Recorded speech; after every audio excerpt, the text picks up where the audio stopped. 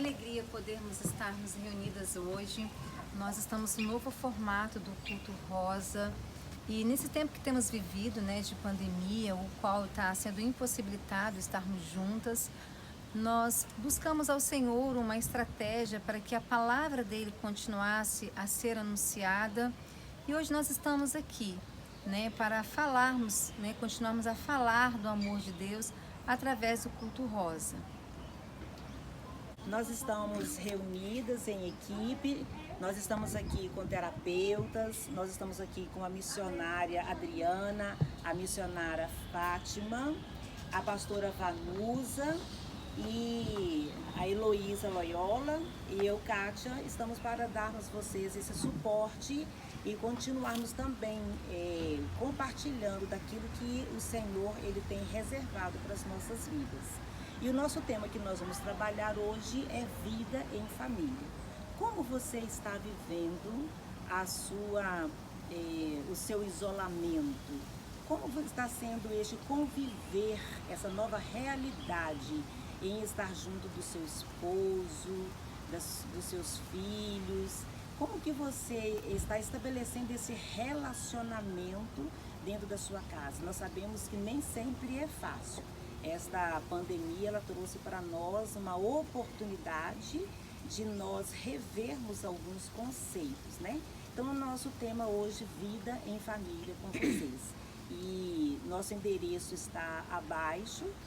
Gostaríamos que vocês estivessem acessando, é a nossa primeira live que nós vamos estar fazendo e nós sabemos e desejamos que tudo que for trabalhado aqui seja para dar completude ao seu coração, para dar vida à sua alma, para trazer alegria para a sua casa. Então, nosso desejo é que você possa chamar os seus amigos, compartilhar conosco e essa vai ser a primeira de muitas outras lives que estaremos fazendo para darmos, como a Adriana falou, prosseguimento ao que Deus iniciou no nosso coração, o culto rosa.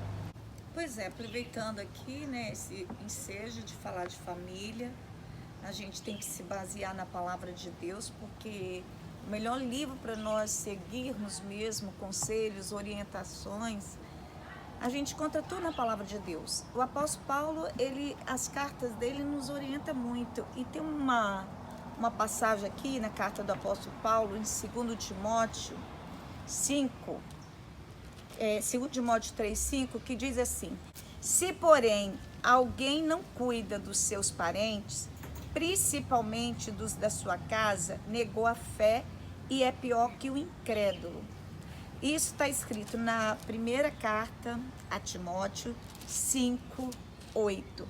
Ou seja, aquele que não cuida dos seus filhos, o cônjuge cuidar um do outro, ele nega a própria fé. Não adianta dizer que crê em Deus porque não está cuidando da família, E hoje, mais do que nunca, a gente está vendo que aquela família patriarca que existia antigamente já não existe mais. Hoje a família é o centro da individualidade.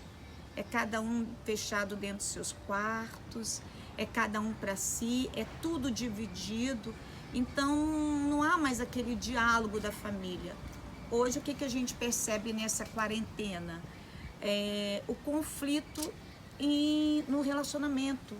Porque de repente a família teve que ficar confinada ali dentro, no mesmo espaço. E quem aguenta ficar fechado por muito tempo? Então a dificuldade hoje está no diálogo, na conversa. Eu costumo dizer que se nós prestássemos mais atenção na palavra, o que é a fala? A fala é um sentimento. E aonde as pessoas estão se perdendo? Elas não sabem ouvir. A escuta está tendo uma dificuldade muito grande. Os pais, por sua vez, também são rigorosos. Deveriam se tornar pais mais negociadores, negociar, incentivar os filhos, entrar no mundo dos filhos. Então essa individualidade começa dentro de um todo. Por quê? Porque ninguém entende o que o outro está falando. A palavra é apenas palavra, sendo que muitas vezes é na palavra que alguém está querendo expor aquilo que está lá dentro. Palavra não é apenas palavra, a palavra é uma emoção que um filho, um pai ou uma mãe estão ali expressando o que eles estão sentindo, estão colocando para fora as suas emoções. Então eu vejo que essa falta de escuta hoje na família, ela está muito perdida, totalmente perdida, né? E quando a gente olha para a palavra de Deus, a gente vê o zelo de Deus, porque família é plano de Deus, o zelo pela família. E nós, tanto eu como a Kátia, nós que estamos sempre ali lidando com família, o problema aos olhos deles parece um problemão, mas quando a gente vai para uma terapia, a gente vê que é uma gota ali no oceano, mas que parece que se tornou um oceano. Por quê? Porque todo mundo está olhando somente para dentro de si. Por isso que eu falo que a família hoje é um campo de individualidade, né? E nós estamos vivendo isso nos dias de hoje, né? Principalmente nessa pandemia, né? Agora que a família está conhecendo verdadeiramente quem é quem. A mãe está conhecendo o filho conhecendo os pais, né? E por aí vai, né? É interessante essa fala da Heloísa, porque desde o princípio a família ela nasceu no coração de Deus. Se nós observarmos em Gênesis 2:18, lá diz assim, viu Deus que não era bom que o homem estivesse só. E ele disse assim, far-lhe-ei uma adjuntora. Essa mulher, ela foi colocada na vida deste homem para somar. Ela foi colocada o nosso esposo, os nossos maridos, você mulher, que tem o seu esposo, você que vive neste relacionamento, agora tem que ser um relacionamento pautado nos princípios de Deus. Nós não podemos esquecer que se você não vive um relacionamento pautado nos princípios de Deus, você dá abertura, legalidade para que o não de Deus ele possa estabelecer em sua vida. Então nós estamos dizendo de um casamento estabelecido pela lei do homem. O casamento ele precisa ter o escrivão, ele precisa ter a presença de uma autoridade, ser registrado, porque Deus anda certo com quem está certo. Então este casamento, na verdade, ele nasceu no coração de Deus, ele nasceu da forma mais correta. Disse Deus, não é bom que este homem, ele viva só. Então, quando nós somos colocados no lado deste homem, nós somos colocados para somar. E muitas vezes com as nossas feridas emocionais que nós trazemos desde a interação do lar, por lares disfuncionais, porque às vezes os nossos pais, eles não tiveram uma sabedoria para conduzir a vida, né, as nossas vidas desde a infância. Então nós levamos essas nossas feridas, esses nossos transtornos para o relacionamento. Então, quando a Heloísa fala sobre essa família que ela está perdida, eu estou falando dentro deste contexto, que esta mulher e este homem, eles não têm uma vida pautada nesses princípios de Deus, ponto. E a outra questão é pelo que nós trazemos dentro de nós construído, e essa construção nem sempre ela é para favorecer.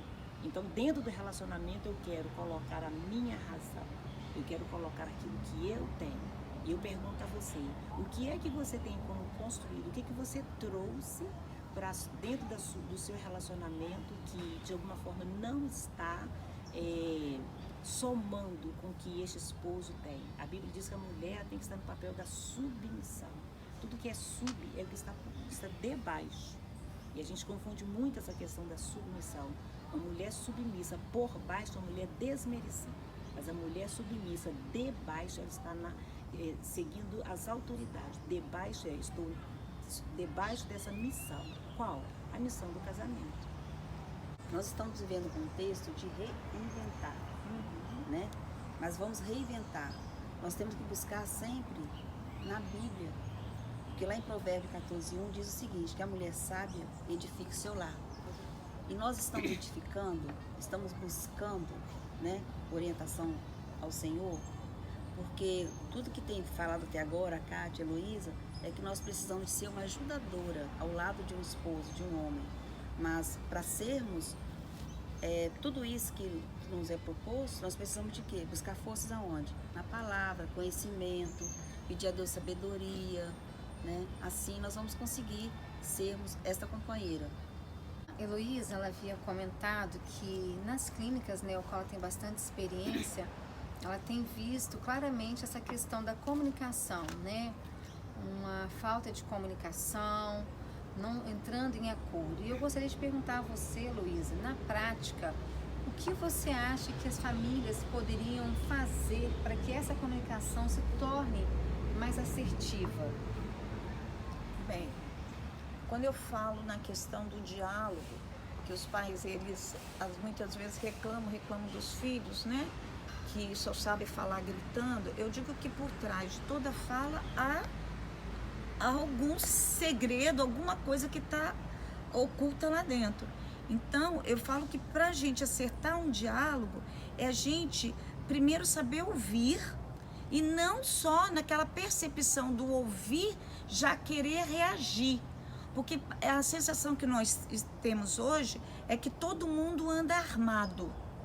Então, no primeiro que o outro, de repente, começa a falar algo, se sente já atacado por aquela fala, mas não dá oportunidade. Bem, eu vou ouvir o que está por trás dessa fala. Eu vou dar um exemplo para ficar melhor, tá? Para ser bem esclarecido. Por exemplo, a mãe reclamou que a filha, ela ficou sem falar com a filha durante uma semana porque a filha bateu, quando ela estava conversando com a filha foi e bateu a porta do quarto na cara dela, né? Então ela achou aquilo uma falta de educação, a filha fazer aquilo. E eu vi o quanto essa mãe havia ficado ferido com a atitude da filha. E eu pedi para a mãe tirar o foco da atitude da filha e prestar atenção na porta que tinha sido batido. Porque para aquela mãe era apenas uma porta que estava sendo batida na cara dela. Mas para aquela filha, aquela porta não era uma porta batendo na cara de uma mãe. Para aquela filha, aquela porta tinha um outro significado, ela tinha um outro sentido. Então, quando eu cheguei para essa mãe, falei para essa mãe, chega para tua filha e pergunta a ela, por que você bateu aquela porta? Não chega questionando, não chega brigando. Chega, filha, o que aconteceu? Por que você bateu aquela porta? E foi a primeira vez que uma filha já adulta, né, tem uma atitude dessa. Então, ela seguiu esse conselho. Quando a filha foi dizer, ela descobriu que no bater daquela porta, havia muitas coisas que a filha estava escondendo no diálogo com a mãe. Ela queria dizer, por que você não me ouve? Por que você não me entende? Quando eu estava batendo a porta na tua cara, era para dizer bem assim, não tem diálogo com você. Porque você não me entende, você não consegue me ouvir. Toda vez que eu vou falar, você só vem me atacando. Então, quando eu falo assim, presta atenção nas atitudes, antes de criticar, antes de se sentir ferido, em todas as atitudes, há um filho falando. A mesma coisa é um relacionamento com o marido, né? Muitas vezes a mulher fala coisa para o marido e o marido se sente ofendido. Eu falo que nós carregamos muitas comunicações dentro da nossa alma, que na verdade são comunicações do passado. Foi aquilo que nós deixamos de falar lá atrás, mas está latente no nosso inconsciente. Então, na primeira oportunidade que a gente tem, numa lembrança que a gente está vivendo naquele momento ali, um ato que a gente está vivendo naquele momento, vai de encontro com algo que aconteceu lá atrás. Então, o meu inconsciente, ele tem a voz, ele fala em cima daquela atitude ali. Então, em cima daquela atitude, pode ser que o que eu estou falando não é nem para o meu cônjuge, seria para alguém que me feriu lá atrás. Mas aquele momento, aquela situação, me fez voltar em uma situação que eu estou ali. Então, eu digo que por trás de uma fala, há uma ferida. Por trás de uma fala, é uma criança ferida, sabe? Por trás de uma fala de uma esposa que está ali discutindo com o marido, é uma filha achando que está discutindo com o pai e vice-versa. Então, quando eu digo assim, é necessário esse diálogo. Por que você está falando assim comigo? Entendeu o porquê? É para mim mesmo que você está tendo essa fala? É comigo que você quer falar isso? Você leva o outro a refletir. Você leva o outro para dentro de si.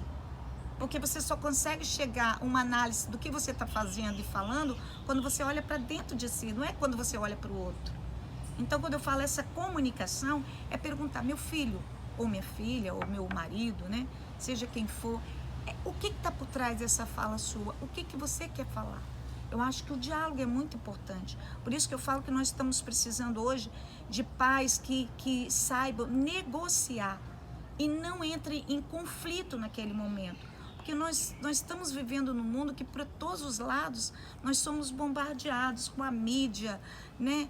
com a internet aí, bombardeando a mente dos nossos filhos, às vezes uma questão de autoestima baixa, deixa a criança tão para baixo, e ele não sabe se comunicar. O meio de ele se comunicar é sendo agressivo, porque nem ele sabe o que ele está sentindo.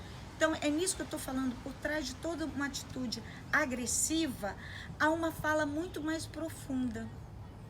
Pode contribuir, Catinha, com isso? Então, quando a Heloísa coloca essa questão do que está por trás, eu tenho uma citação de Freud que eu acho muito interessante. Ele fala assim: tudo que eu falo do outro, eu estou falando de mim mesmo. Então, quando eu chego a reprovar um comportamento de um outro, não está na atitude disso que o outro está fazendo, está naquilo que vai contrário às minhas percepções, às minhas atitudes, os meus valores. Então, quando ela cita que a mãe se aborrece com a filha que fecha a porta na cara com raiva, na verdade, a gente lembra também sobre os conteúdos que estão reprimidos.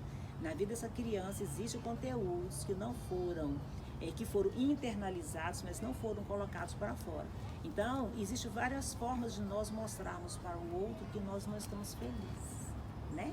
Então, o comportamento dessa menina foi dizer: mãe, tem alguma coisa que não está sendo bem resolvida aqui. Então, a atitude dela, o comportamento é mostrar essa agressividade e bater com a porta, dizendo: não quero falar com você. Mas o que é que está por trás dessa ausência de comunicação? O que leva uma filha a não querer conversar? Talvez seja o que ela colocou também, né? Os pais a rigidez do lar. Eu trabalho muito nessa questão da rigidez do lar. Não está, todo lar do conflito, ele vai gerar filhos enfermos. Agora, todo lar saudável, ele vai gerar filhos saudáveis. Então, se nessa família existe uma comunicação saudável, se existe um relacionamento de troca não no sentido de dar e receber, mas a troca de, assim como eu recebo, eu também quero contribuir, eu quero colaborar. Então, esses conteúdos reprimidos, eles vêm internalizados dessa interação do lar por quem, mais uma vez eu repito, esse lar disfuncional gerou nessa criança. Por isso, ela não demonstra, né, uma atitude de transparente, né, uma atitude da aceitação. Bem, e pensando nesse encontro, nesse programa, nós vamos ter aqui vários aspectos a serem abordados. E um deles será a luz da palavra de Deus. A Bíblia diz lá em Tito, capítulo 2, que quanto às mulheres mais maduras, mais experientes, semelhantemente que sejam sérias em seu proceder, não caluniadoras, não escravizadas a muito vinho, e sejam mestras do bem, a fim de instruírem as jovens recém-casadas a amarem ao marido e a seus filhos, a serem sensatas, honestas, boas donas de casas, bondosas, sujeitas ao marido, para que a palavra de Deus ela não seja difamada. Então eu creio que essa é o nosso propósito, essa visão de estarmos ganhando esse tempo para trazer edificação, instrução do dia a dia, à luz da palavra, depoimentos do nosso como experiências familiares, porque aqui estão reunidas mulheres maduras, experientes. E isso é o que a Bíblia espera de nós, que possamos compartilhar esse conhecimento, compartilhar a nossa vida, para que haja um crescimento, um fortalecimento da família. E qual é o melhor papel de uma mulher dentro da família? Eu creio que o papel mais relevante de uma mulher é ela ser uma boa esposa e uma boa mãe para os seus filhos. A mulher vai ter vários papéis, mas o papel mais relevante que eu penso, né? E dentro de uma convivência na igreja, aconselhamento, gabinetes, é o que a gente mais percebe. As mulheres, elas têm perdido, né, o seu foco principal. A mulher, ela está tão dividida com tantas coisas, né? Ela pensa que para ela ser uma mulher de sucesso, ela tem que vencer lá fora. E a mulher de sucesso, ela vence primeiro dentro de casa. E se ela vence dentro de casa, ela tem um suporte para vencer lá fora. Então eu penso que esse é o nosso propósito, trazer essa palavra de compartilhamento, palavra de Deus, que é ela que vai trazer sabedoria para nós, para podermos estar passando para as mulheres mais jovens, né? Essa experiência, esse padrão, esses princípios bíblicos. Esse é o nosso propósito. Nós, como mulheres, a gente tem muitas habilidades, a gente consegue fazer muitas coisas ao mesmo tempo e a gente até gosta de fazer tudo isso. A gente gosta de dar conta, a gente gosta de falar que a gente é mãe, a gente gosta de falar que a gente é empreendedora, que a gente é uma esposa, que a gente dá conta da nossa casa, a gente gosta de fazer isso. Mas a gente vai perdendo o controle por causa das infinitas possibilidades que a gente tem. E voltando para casa nessa era agora, nesse tempo tão desafiador, a gente percebeu que às vezes a nossa fala era: eu faço tudo pelos meus filhos, eu faço tudo pela minha casa. E dentro de casa agora a gente está tendo a oportunidade de se conhecer e saber se realmente o que a gente estava fazendo lá fora era para quem estava dentro. E se era para a gente mesmo, se aquilo nos completava. Então a gente está tendo um confronto com a gente mesma, a gente está sendo desafiada a saber se nessas infinitas possibilidades a gente está ouvindo de Deus qual é a real missão dele na nossa vida, qual é o propósito dele, que tipo de mulher eu sou, que tipo de edificação eu tenho trazido para dentro da minha casa ou para a minha vida, ou se eu só consigo ser essa pessoa lá fora. Então é o momento que a gente está conseguindo refletir e saber quem a gente é em Deus, e se a gente tem uma real missão de vida e a gente está cumprindo com essa missão de vida, ou se a gente está fugindo de alguma coisa.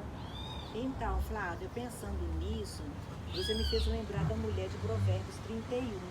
A mulher de Provérbios 31 é uma mulher que ela atendia quase todas em suas habilidades. Vamos colocar assim, uma mulher altamente capacitada. E quando você me fala assim de nós, nesse tempo de pandemia, nós estamos tendo a oportunidade de olhar para dentro de nós, se o que nós fizemos realmente fizemos para uma construção nossa, né? Eu fico olhando essa mulher de Provérbios 31, porque é uma mulher que servia a tudo e a todos. Mas eu coloco aqui uma pergunta para reflexão. O quanto esta mulher também de Provérbios 31, ela conseguiu olhar para dentro de si. Nós sabemos que a palavra de Deus ela é verdade e ela traz ensinamentos. E penso que para além de eu tentar atender as demandas externas, eu tenho que olhar primeiro para dentro do que eu tenho. E o que você tem, mulher, precisa primeiro atender você, porque você precisa, dentro de você, estar cheia para você compartilhar com o outro.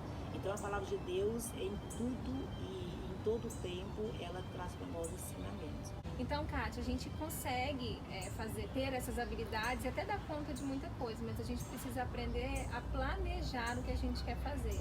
Então, e avaliar o que é mais importante. Se nesse momento ser mãe e dar essa atenção e essa prioridade é o mais importante, então eu tenho que fazer isso. Eu acho que o que falta às vezes é a gente ter clareza do que é mais importante como mulher. Porque o mundo prega que o sucesso, ele tá quando você tem fama, quando você tá em destaque, quando as pessoas gostam de você, quando elas aprovam o que você faz. Mas diante de Deus, o sucesso é a gente fazer aquilo que a gente foi chamado para fazer. E o que a gente foi chamado para fazer?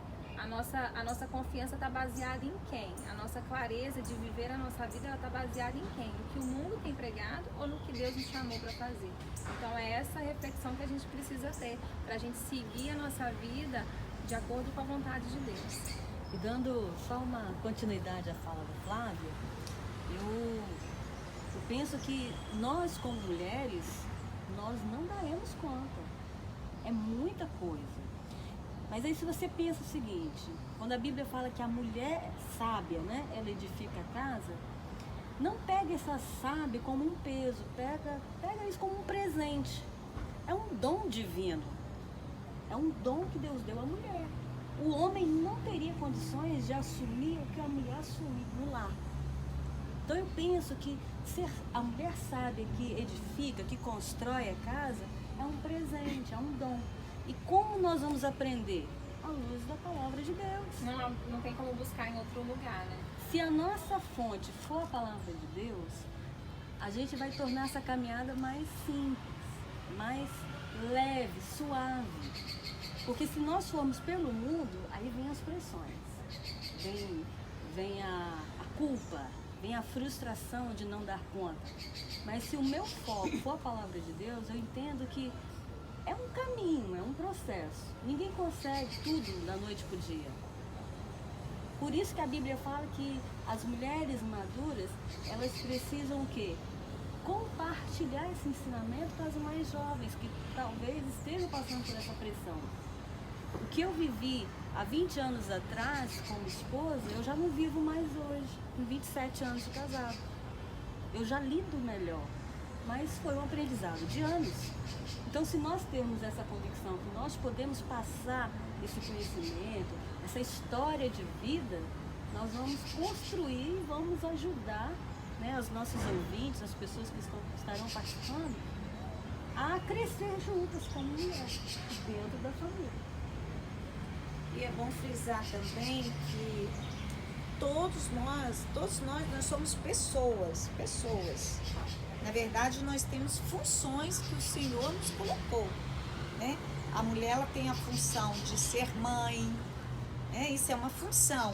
O homem é um ser que tem a função de ser pai, né? A função de filho. E cada função requer papéis diferenciados. O que eu vejo hoje? Por que a mulher muitas vezes ela sente uma carga muito pesada? Porque a mulher ela sai muitas vezes da função dela de mulher para pegar a função também do homem, entende? Então ela acaba sentindo assim aquela carga pesada. Mas o que eu vou fazer, Luísa, se aqui na minha casa eu tenho meu marido e ele não toma atitude nenhuma? Primeiro, colocar ele na posição dele, na função de homem, porque a função dele, ele é homem, a função dele é ser o marido, então ele tem que estar de acordo com o papel aqui, porque papéis invertidos traz muito peso para dentro de um relacionamento. A gente percebe isso. Hoje eu vejo que os próprios filhos, muitas vezes, eles saem da função de filhos para entrar no mesmo nível de igualdade do papai e da mamãe. Isso também está errado. Então é cada um no seu devido papel. Eu costumo até dizer que os pais têm que ter muito cuidado quando eles permitem que os filhos saiam da função de filhos para se tornar na função de amigos de pais. Um papel muito perigoso também, né? Porque com amigo a gente fala o que a gente quer, se a gente não está feliz, a gente rasga o verbo. E quando a gente consegue fazer esse diferencial dos papéis, não, ele é meu pai, não, ela é minha esposa, eu que sou marido aqui, né? Quando a gente sabe, traz o diferencial desse papel, cada um no seu devido lugar, a gente não traz essa sobrecarga pra gente. Nós não podemos ferir o princípio da palavra de Deus que diz assim: ama teu próximo como a ti mesmo. Então, às vezes, nós estamos tão preocupados em amar o nosso próximo, em dar, em fazer, em realizar para ele, e eu a mim mesmo. Onde ele falou? Então, eu quero que você pense nesta palavra, eu quero que você reflita nessa palavra. O que você tem feito? Faz para você primeiro? Porque se você fizer para o próximo e não fizer a você mesmo, então você já está quebrando o princípio. E eu fortaleço aqui que céu tem princípio e terra tem lei. Então o princípio de Deus é amor próprio. Você precisa ter um amor em Cristo. Se você não se amar, vai ser impossível você conseguir amar o outro. Que momento precioso, né? Quanto aprendizado. A Bíblia, ela é um manual que tem muitos ensinamentos. Vou dizer que ela é a mais atual do que o jornal de amanhã, né? Tem muitos ensinamentos sobre criação de filhos, ensinamentos para a esposa, para esposo, e poder compartilhar com essas convidadas foi maravilhoso, né? A Heloísa na área da psicanálise, a Kátia também como sex coach, a pastora Vanusa, a missionária Fátima. Que maravilhoso! E se você assistiu isso, se você gostou desse vídeo, por favor, compartilhe com mais pessoas, para que mais pessoas tenham acesso também a essas palavras tão edificantes. Eu tenho certeza que, assim como eu e todas aqui, fomos muito edificadas por essa palavra, né? A palavra de Deus, ela nunca volta vazia. E a pergunta que eu faço para você é o seguinte: diante de tudo isso que você ouviu aqui, qual é o maior desafio para você em relação a isso, a família?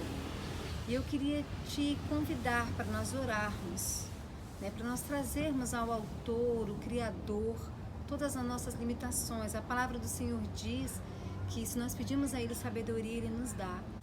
Vamos orar? Senhor, obrigado por esse tempo tão precioso, de tão rico aprendizado. Deus, quando o Senhor nos presenteou com a Bíblia, o Senhor nos presenteou com o propósito de não só lermos, mas de praticarmos. Que bom, meu Deus, é saber que o Senhor é o Deus que conhece o fim desde o começo. E eu quero te agradecer e que essa palavra possa, Deus, ter aplicação direta em cada uma dessas que estão nos ouvindo. E assim nós oramos em nome de Jesus. Amém.